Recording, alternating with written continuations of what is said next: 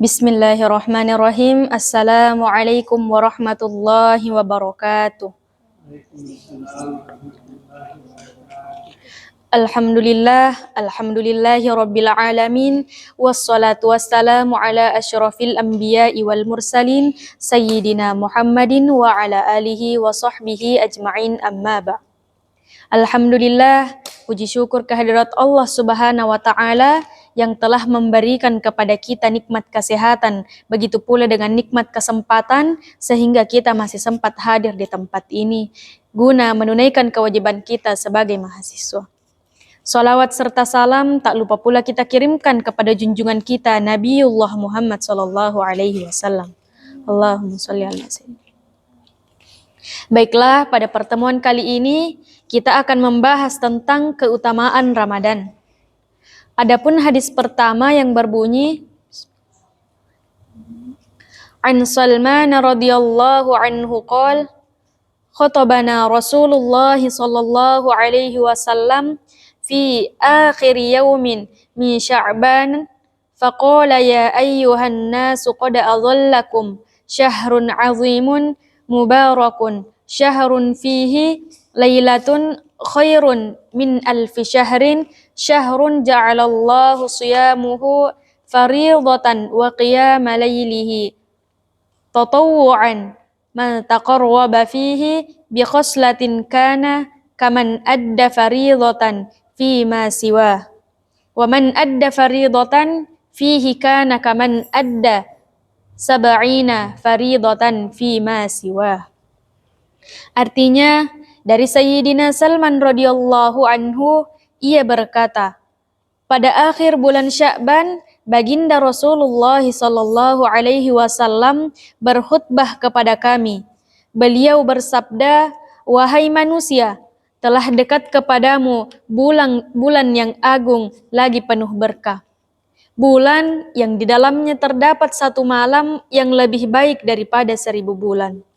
Bulan yang di dalamnya Allah Subhanahu wa Ta'ala menjadikan puasa sebagai fardu dan bangun malam salat tarawih sebagai sunnah. Barang siapa mendekatkan diri di dalamnya dengan beramal sunnah, maka pahalanya seperti orang yang beramal fardu pada bulan lain. Barang siapa beramal fardu di dalamnya, maka pahalanya seperti orang yang beramal 70 amalan fardu pada bulan lain. Inilah bulan kesabaran dan pahala sabar adalah surga. Inilah buah kasih sayang, bulan saat rezeki orang mukmin ditambah. Barang siapa memberi makanan untuk orang yang berbuka kepada orang yang berpuasa, maka itu menjadi ampunan bagi dosa-dosanya dan menjadi sebab selamat dari neraka. Dan mendapat pahala yang sama dengan orang yang berpuasa dan diberinya makanan untuk berbuka, tanpa mengurangi pahala itu sedikit pun.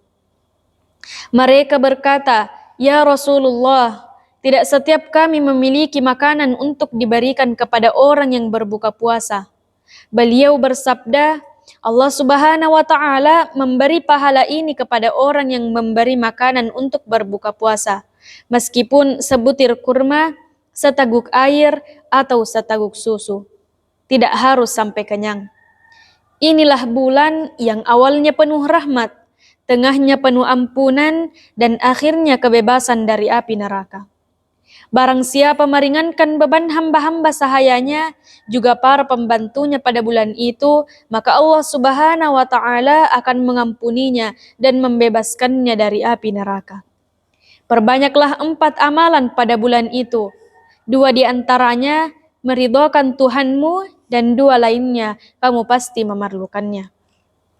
Adapun 2 perkara yang dengannya kamu meridhokan Tuhanmu adalah bersaksi bahwa tiada Tuhan yang berhak disembah selain Allah Subhanahu wa Ta'ala dan memperbanyak memohon ampunannya.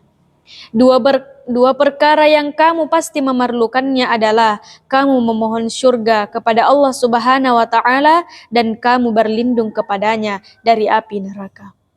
Barang siapa memberi minum kepada orang yang berpuasa, maka Allah Subhanahu wa Ta'ala akan memberinya minuman dari telagaku pada hari kiamat.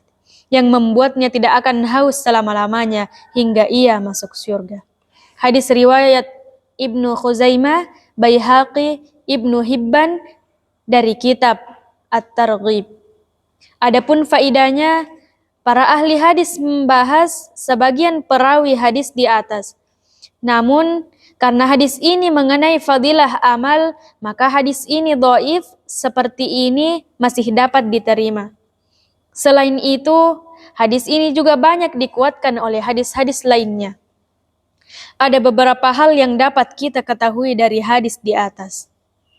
Betapa besar perhatian baginda Nabi Shallallahu Alaihi Wasallam terhadap bulan Ramadan, sehingga secara khusus beliau berkhutbah pada akhir bulan Sya'ban.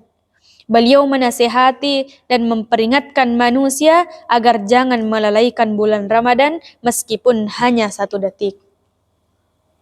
Dalam nasihatnya, beliau menjelaskan panjang lebar keutamaan bulan Ramadan, kemudian memberi beberapa petunjuk yang penting untuk diperhatikan. Adapun yang pertama, hakikat Lailatul Qadar sebagai malam yang sangat penting. Penjelasannya akan dipaparkan dalam bab kedua risalah ini.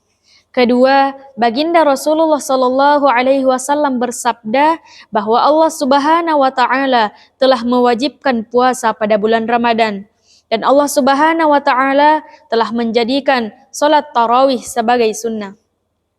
Dari sini dapat diketahui bahwa sholat tarawih telah diperintahkan langsung oleh Allah Subhanahu Wa Taala.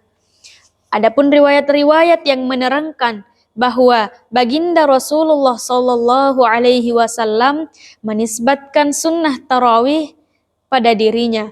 Maksudnya sebagai penguat perintah Allah Subhanahu Wa Taala tadi, sehingga para imam mazhab sepakat bahwa sholat tarawih adalah sunnah.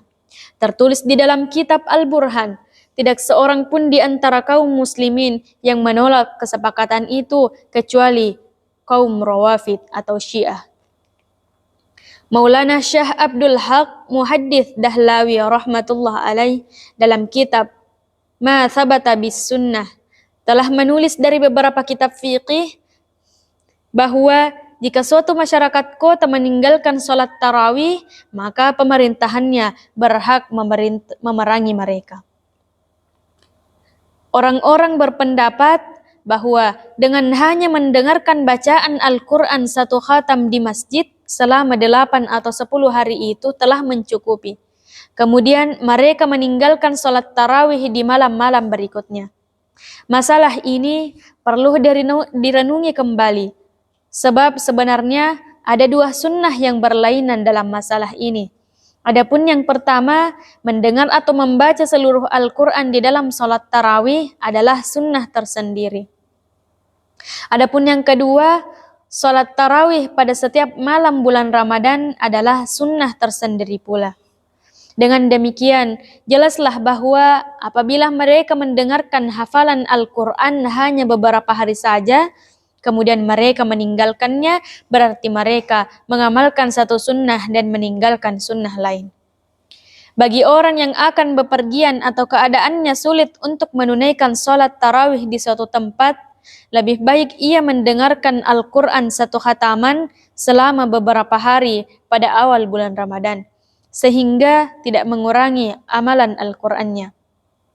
Jika ada kesempatan melaksanakan sholat tarawih di mana saja, hendaknya ia melaksanakannya dengan cara seperti ini. Tidak mengurangi amalan Al-Qurannya dan pekerjaannya pun tidak terbengkalai. Adapun beberapa keistimewaan bulan Ramadan. Setelah menjelaskan ibadah sunnah di bulan Ramadan, baginda Rasulullah Shallallahu Alaihi Wasallam bersabda tentang keutamaan dan adab-adab bulan Ramadan. Pertama, bulan Ramadan adalah bulan kesabaran. Maksudnya, jika kita mengalami kesusahan dalam bulan tersebut, hadapilah dengan penuh kesabaran, bukan dengan berkeluh kesah.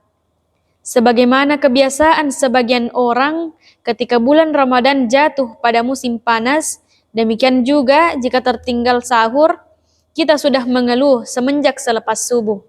Jika kalian merasa letih saat tarawih, tahanlah dengan senang hati. Jangan menganggapnya sebagai suatu musibah, karena hal itu akan menghilangkan pahalanya.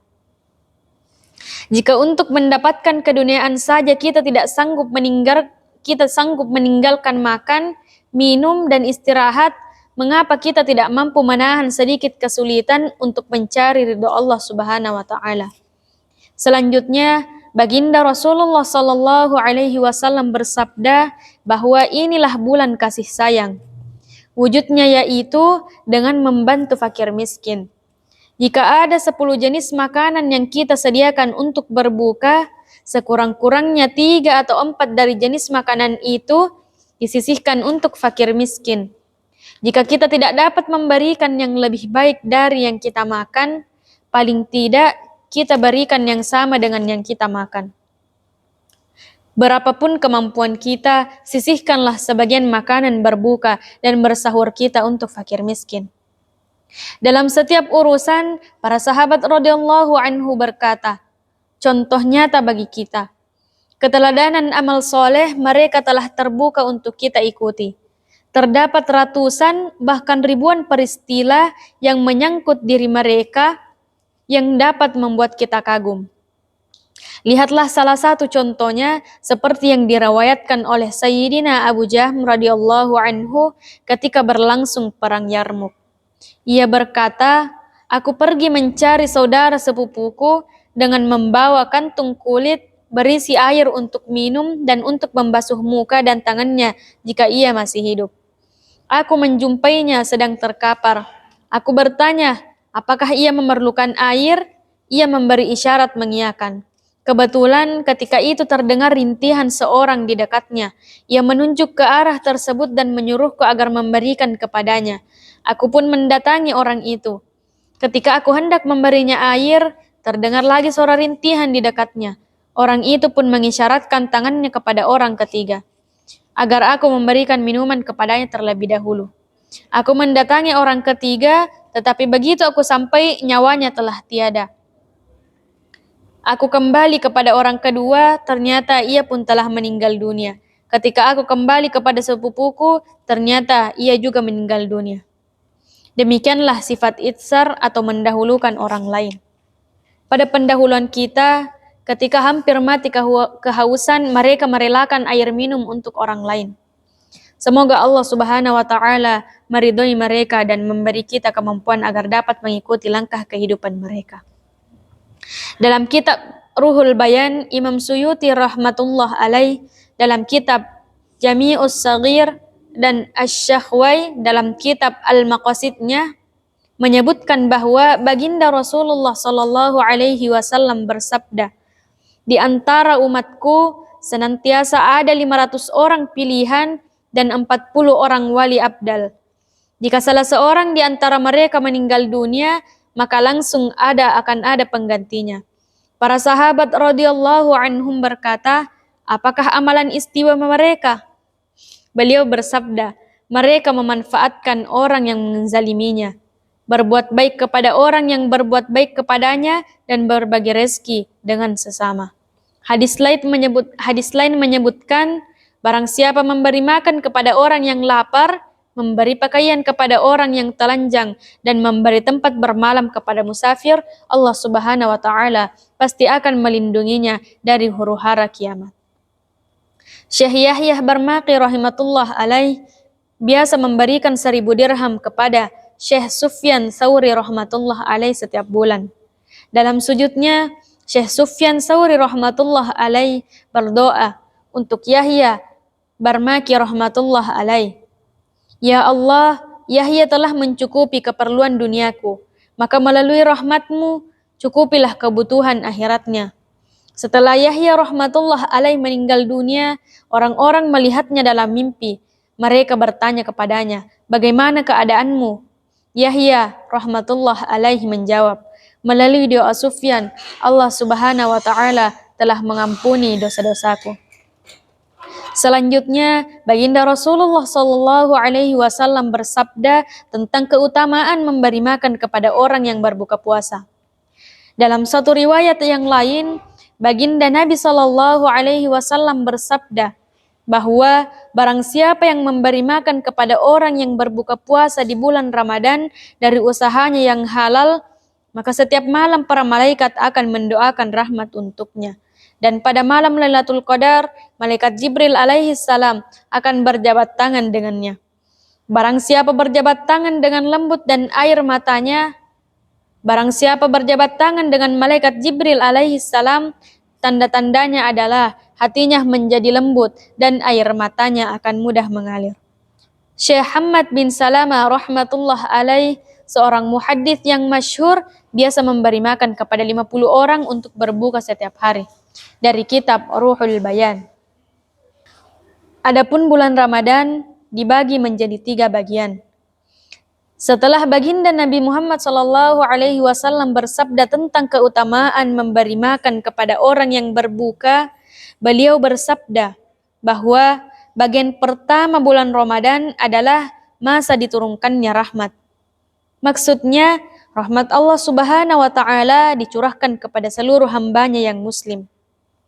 Selepas itu, Allah Subhanahu wa Ta'ala akan menambah rahmat tersebut kepada orang-orang yang mensyukurinya. Allah Subhanahu wa Ta'ala berfirman, "La in syakartum la azidannakum." Apabila kamu mensyukuri nikmatku, pasti akan aku tambah nikmatmu kepadamu. Quran Surah Ibrahim ayat 7. Bagian pertengahan bulan Ramadan adalah masa diturunkannya ampunan sebagai balasan dan penghormatan terhadap puasa yang telah dilakukan. Bagian ketiga adalah pembebasan dari api neraka. Banyak hadis lain yang menyebutkan tentang pembebasan dari api neraka pada akhir bulan Ramadan. Adapun bulan Ramadan terbagi menjadi 3 bagian, sebagaimana diterangkan dalam hadis di atas. Menurut pemahaman saya yang lemah ini, bulan Ramadan dibagi menjadi 3, yaitu yang pertama rahmat, yang kedua maghfirah, dan yang ketiga kebebasan dari api neraka. Karena manusia terbagi menjadi 3 golongan. Pertama, orang-orang yang tidak mempunyai beban dosa, sehingga Ramadan semenjak awal merupakan curahan hujan rahmat dan nikmat bagi mereka. Kedua, orang-orang yang beban dosanya ringan. Mereka menerima ampunan dari Allah Subhanahu wa Ta'ala setelah berpuasa beberapa hari. Sebagai berkah dan balasan terhadap puasa mereka, dosa-dosa mereka diampuni. Ketiga, orang-orang yang banyak berbuat dosa. Bagi mereka, kebebasan dari api neraka setelah berpuasa lebih lama pada bulan Ramadan.